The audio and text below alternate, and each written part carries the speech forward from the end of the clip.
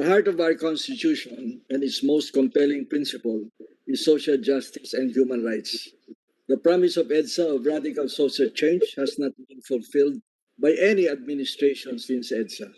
We're the laggards in our part of the world on mass poverty and inequality, rooted in a feudalistic system of political dynasties and its companion evil, corruption. Therefore, the ends of legislator must be to address these twin problems with the correct means. It is the ends that drive the means and not the other way around. And it's not enough to be sincere. You must also be correct in what we do.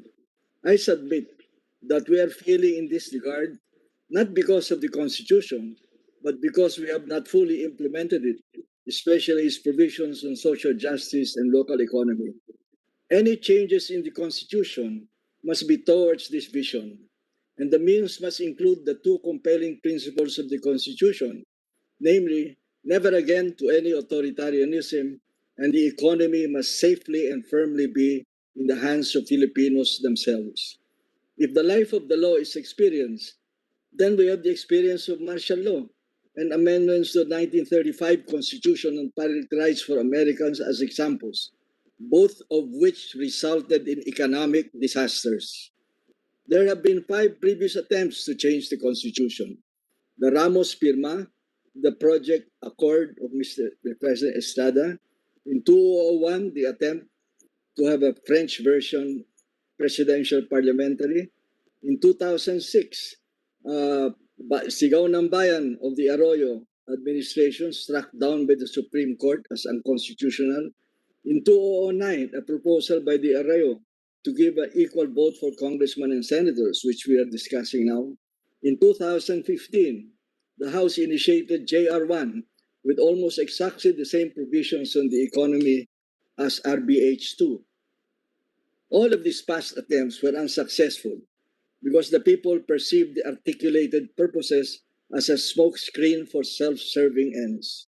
The articulated purpose of RBH2 is similar to previous attempts.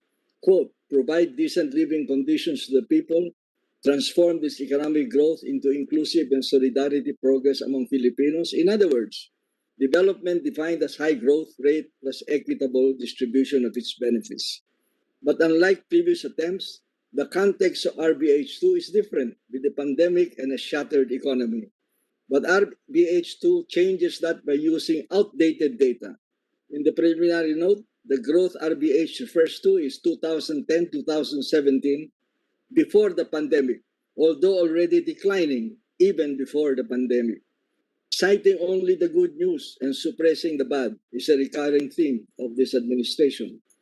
The fact is, for 2020, when all countries were experiencing a slowdown, Philippine economy was one of the worst performing, if not the worst, in Southeast Asia.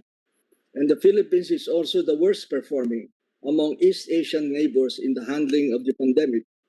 The evidence on growth, the projected growth rate for 2020 by the IMF of East Asia are Myanmar 2%, China 1.9%, Vietnam 1.6%, Laos 2.21%, Indonesia minus 1.5%, Mongolia minus 2%, Cambodia minus 2.8%, Malaysia minus 6%, Thailand minus 7.3%, Philippines minus 8.3%.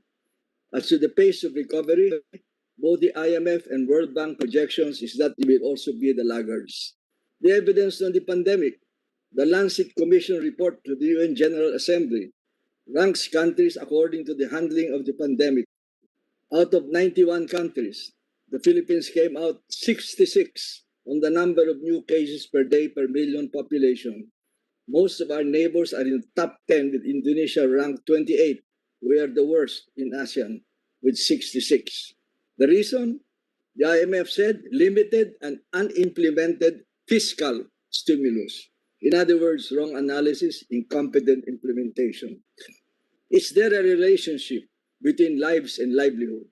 According to a UP study recently that correlates the fall in GDP growth in 2020 from 2019 across 21 countries in ASEAN, East Asia, including Australia and New Zealand, quote, stronger national capacities to detect and respond to emerging outbreaks are associated with better economic outcomes in 2020, and moreover, that improvements in certain capacities, such even as laboratory systems, may matter more.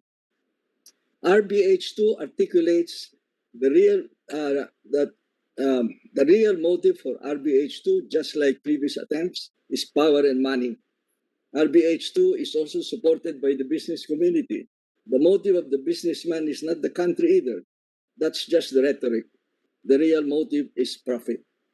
RBA2, RBH2 is dangerous and devious because it's a wholesale transfer of power from the Constitution to the Congress on determining the limitations of foreign ownership of land, natural resources, public utilities, media, advertising, educational institutions. Once the phrase is inserted, the constitutional provisions become meaningless, and the door is open wider to corruption or transactional legislation, at which corrupt politicians and greedy elite beliefs are very adept at doing.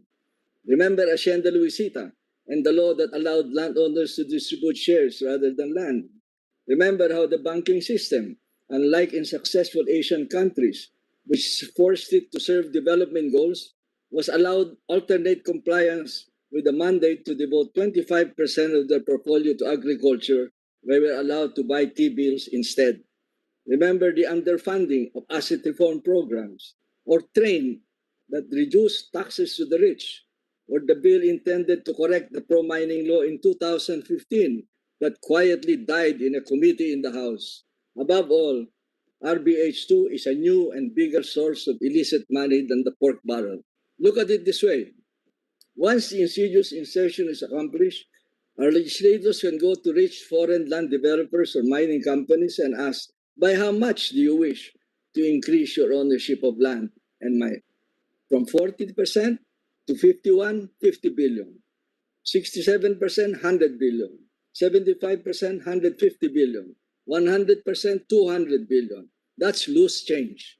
The biggest mining project in Tampakan, South Cotabato, cost $6 billion or 270 billion.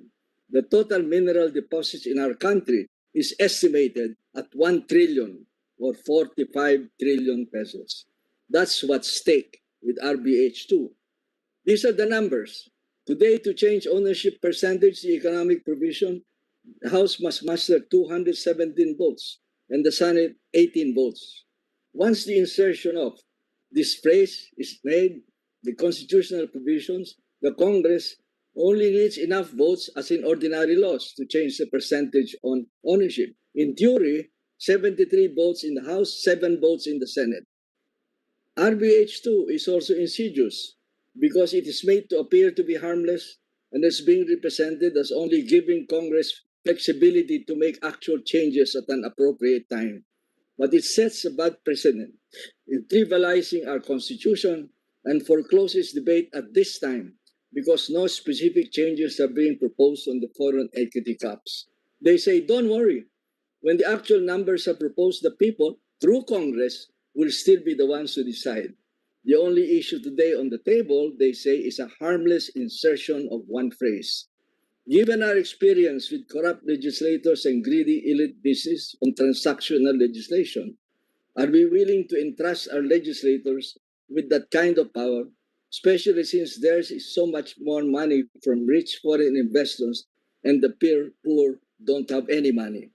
Why foreign direct investment? Advocates say that restrictions on foreign ownership stifles the investment climate, resulting in lost employment and growth opportunities, and that such restrictions are therefore anti-poor. The latest move of Congress argues that foreign investment fosters competition and will therefore result in fair pricing of products or services. Of course, this does not apply to natural monopolies like transmission and distribution of electricity. Our present problems of inefficiency and overly high returns rise from regulatory capture or cartels, even where there are more than one participant. Will allowing the entry of foreign investors with majority or full control of a company address these problems, or just raise the price of transactional legislation and regulation? The truth is closer to what Professor Emeritus Michael Mayer of Wharton School pointed out in Business World article. in 2014 that the ethos of capitalism is you operate for your shareholders rather than for the whole people. Quality of investment.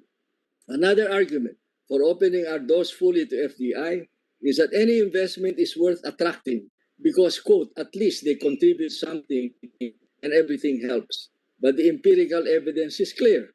FDI does have a role to play in development, but what counts is not the quantity but the quality of the investment. And to determine quality, we need to make a full accounting, not just of its benefits, but also of its costs, including what economists call externalities, and also take account of such long-term considerations like brownfield or greenfield investment, its contribution to raising the trajectory of our technological development, and downstream plants from our minerals that increase the value added in the country.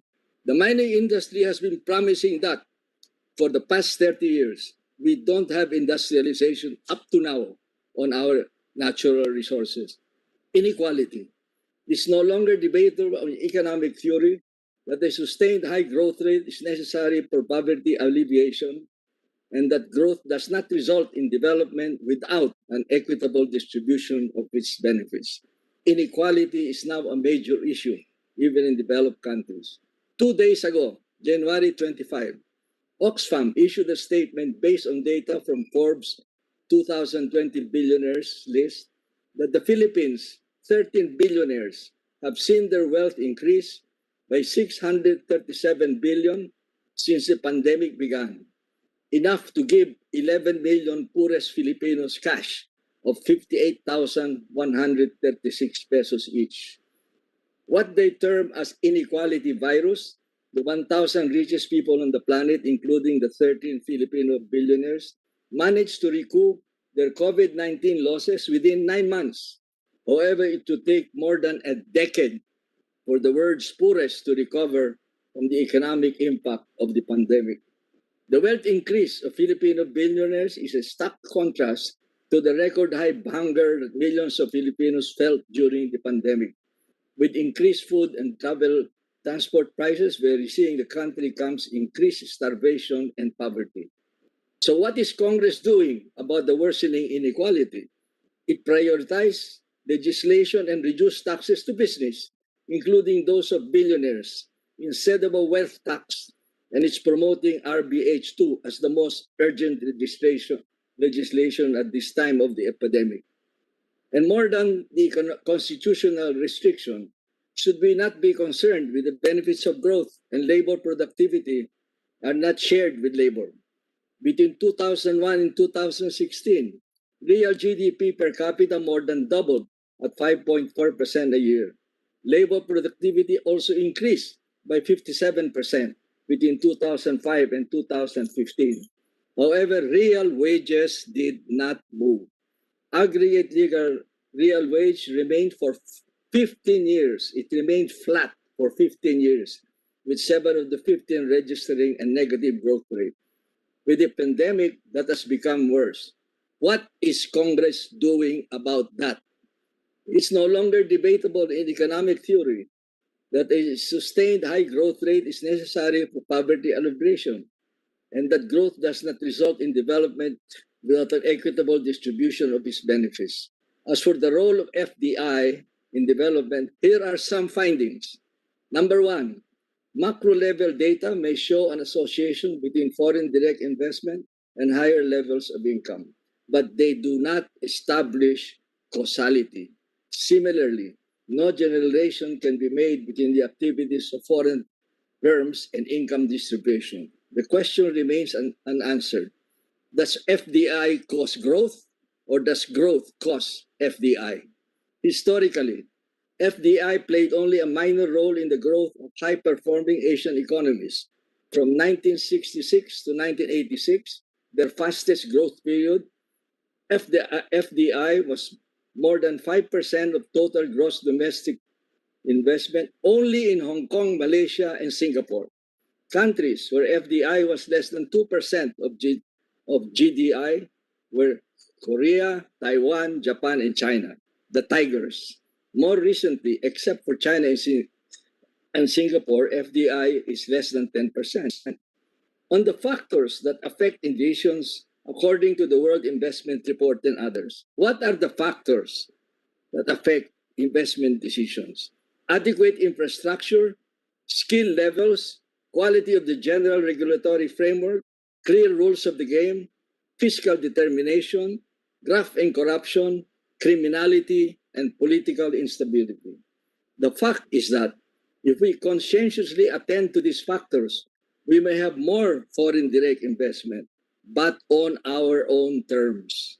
The World Bank does not put lifting restrictions on reserve areas for local control as a priority condition to attract foreign direct investment. They know that it is a fact of public policy in most developing countries, as it was for developed countries when they were themselves developing. Who would benefit the most from RBH2 other than legislators and business? Even assuming there is some benefit from FDI, this is the worst time to patch such an amendment because FDI will consist only from the Chinese, with Western economies experiencing surges of pandemic and economic shutdowns and have neither the resources or the time to engage in investments. China is already recovering and will largely monopolize FBI. Is this what we want?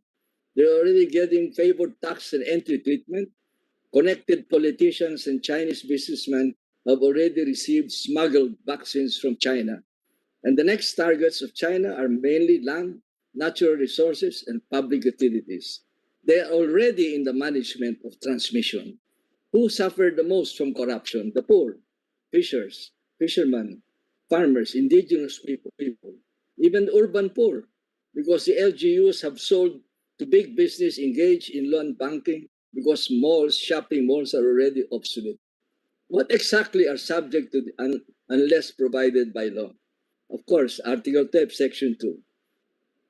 Section 13, ownership and also the lease of agricultural lands, because of the positioning of the phrase, also the term of the lease, presently 25 years, and the size of the lands, presently 1,000 hectares. Unless otherwise provided by law, Congress can extend the term beyond 25 years and increase the area by as much as 1 million hectares, as proposed by the Arroyo administration to produce food to be totally exported to China. It was withdrawn later as unconstitutional.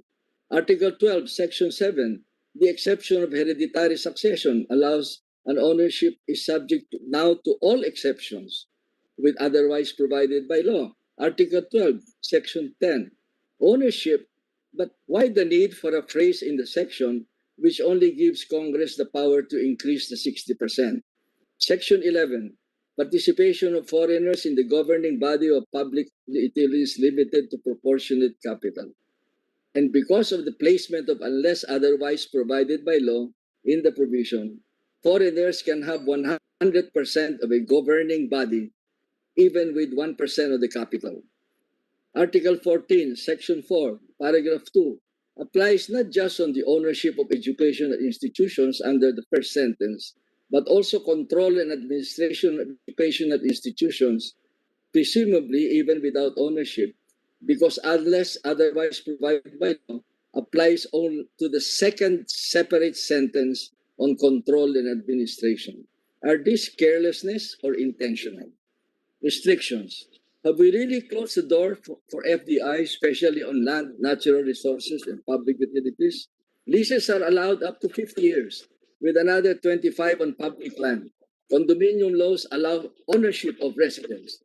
Actually, any project that relies on windfall rent of land for its viability is invariably a bad project. There is more important dimension to land in our culture. Unlike in the US and Europe, where land is just another economic commodity, and because of the history of colonization and injustices related to land, land is not just an economic commodity in the Philippines, it's a social asset. We cannot talk about land rights in the context of Western culture and Western legal maxims, because to the poor, land represents their emancipation into mainstream society, hence social justice and agrarian reform. Even the foreign chambers of commerce admit that lifting land restrictions may raise land prices beyond the reach of the poor. Those who argue for equal ownership rights to a foreigner on the ground that he cannot bring land out of the country just don't get it. A study in 2019 by Wharton School professor on the success of countries on growth, comparing monarchies where the king or queen is head of state and government, not government but head of state and comparing monarchies and republics based on three standards: protection of private property, limited executive tenure, and presence of checks and balances in government. And they found monarchies more successful. Incidentally, President Duterte is pictured as among the heads of government that are not performing well. Incidentally, the countries that have conflicts on property are those with inequitable distribution of land. Public utilities. Under EPIRA, only natural monopolies are public utilities, transmission and distribution. Power generation and retailing can be foreign owned. Chairman Monsod, Commissioner Monsod, how much time do you still need? Because About 4 minutes. and then you can wrap up. Go ahead, please. When we had generating problem, why were foreign interests not investing? Because it's not only about ownership restrictions, they only wanted long-term take-or-pay provisions. And of course, on natural resources, we have the Labugal case of the Supreme Court. On media, the issue of content has been overtaken by technological development. On advertising, the separation of creative work from advertising function appears to work. On educational institutions, well, we all know that we don't agree with that because our educational institutions should not be allowed controlled by foreigners. To summarize, amending the Constitution is not likely to open any new doors to FDI because for all intents and purposes, they're already open. For quality FDI that we want to attract, it is more critical to address the real hindrances cited by the World Investment Report and ADB report, which creates a favorable investment climate, not just for foreign direct investment, but for domestic investments as well, which accounts for 90% of total investments in the country. As for RBH2, it's not the answer to anything. Like previous attempts at charter change, it's just another exercise on taking and the use of political power for self-serving ends, and it should not be allowed to succeed. Thank you.